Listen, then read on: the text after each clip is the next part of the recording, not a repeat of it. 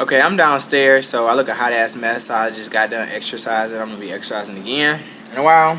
But I wanted to make this video because I said I was gonna do it. Yeah, my basement is a little messy, but the purpose of the video is not to be looking at the background. It's to be looking at me and paying attention to what I'm saying. So all that back there is irrelevant. So anyway, I'm going to be making a video about Amerie.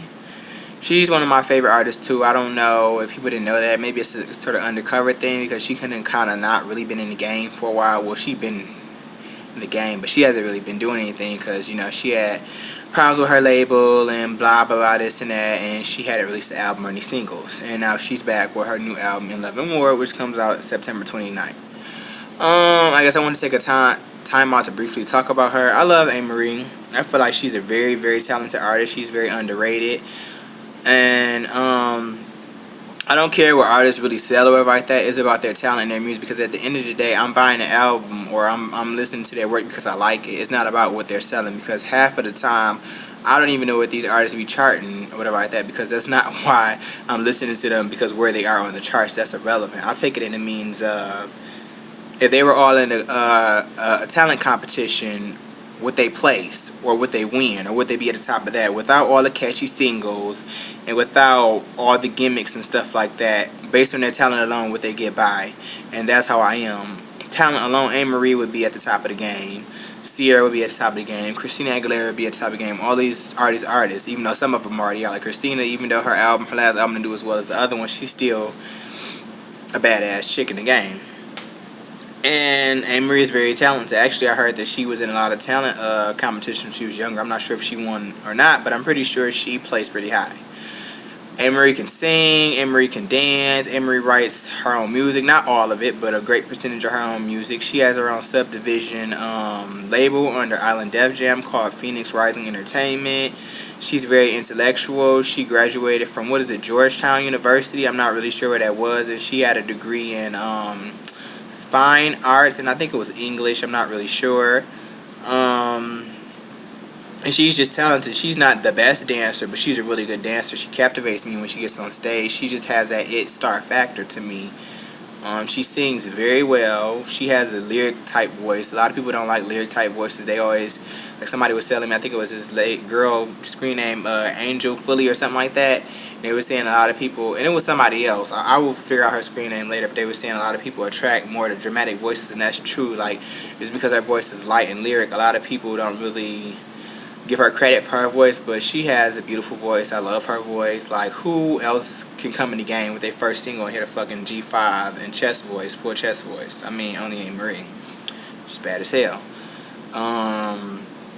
She hit a what was that, soprano C sharp on All I Have or whatever like that, and which people probably don't know what the fuck I'm talking about, but let's just say she's a very talented vocalist.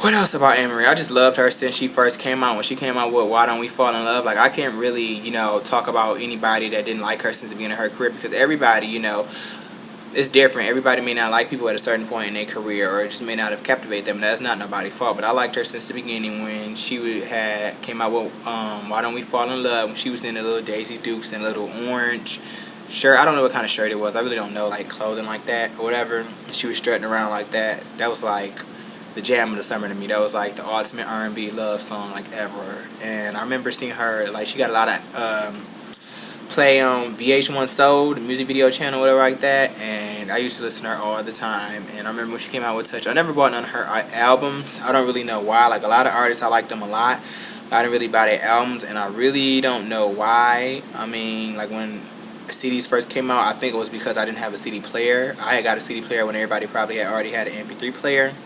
So maybe that was why, but I don't know, because I always loved her since the beginning of her career. I just don't know. Maybe I didn't know her album had came out. I don't really know, but I never really got her albums. But Touch was a really good album. I have it now.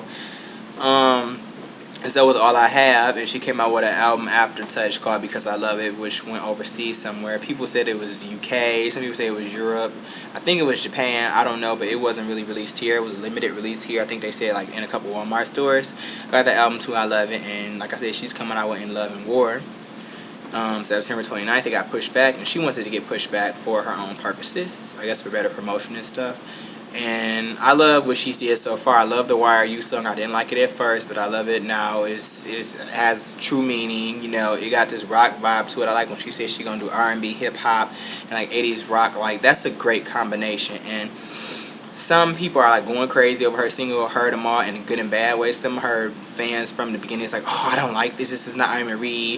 This is not like her, or whatever like that. And like, how can you tell somebody what they are and what they're not, and you don't even know them? Like, you don't hang around her every day. So how are you gonna say what she is and what she is? It's what you probably don't like. And some of them not even giving it a chance. I feel like that's not right. I feel like a person is not a true artist if they don't subject themselves to different genres or to change, because changing, evolution is inevitable. You know, we're people, we grow up, we get older, we change, and I sort of feel like a lot of fans are not really fans if they don't even give the person a chance, or they just automatically just go ahead and just don't give anything a chance. Because I feel like if you're a mainstream artist, you're obligated to change and go into different genres, and that's what you should do. That's a true artist. Now, if you don't want to be a mainstream artist, you want to be an underground artist, and then you subject to do whatever the hell you want to do. You know, you can sing the same tunes as you want to do, but if I feel like you're a mainstream artist, you may not be that successful. But if you're mainstream, you should be subject to do different sounds and try different things. Like, who really wants to be the same old boring ass person they've been for the rest of their whole life? Not saying that they were boring, but it's boring when you do the same stuff over and over again. People want new stuff.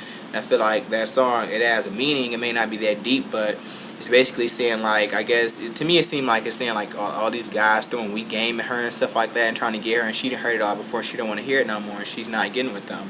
And I love the song. You can dance to it. It got a sound that ain't nobody doing right now, kind of a tribal, reggae type song, whatever like that, and it's really good. And I gotta go get my food real quick. I don't know if I'm gonna talk for any longer because the damn thing beeping, but everybody should go pick up her album September 29th, Amerie and Love and War. The album's gonna be really good. So far, I've heard Why Are You the remix, Heard Them All, Red Eye, and that song with Trey Songz, which is a fucking banger. It's like an R&B balladish type. It's good as hell. It's from a group back in the day. I really don't know. It's a cover, but it's really good. It's with her and Trey Songz, called Pretty Brown Eyes, and everybody should go pick up the album.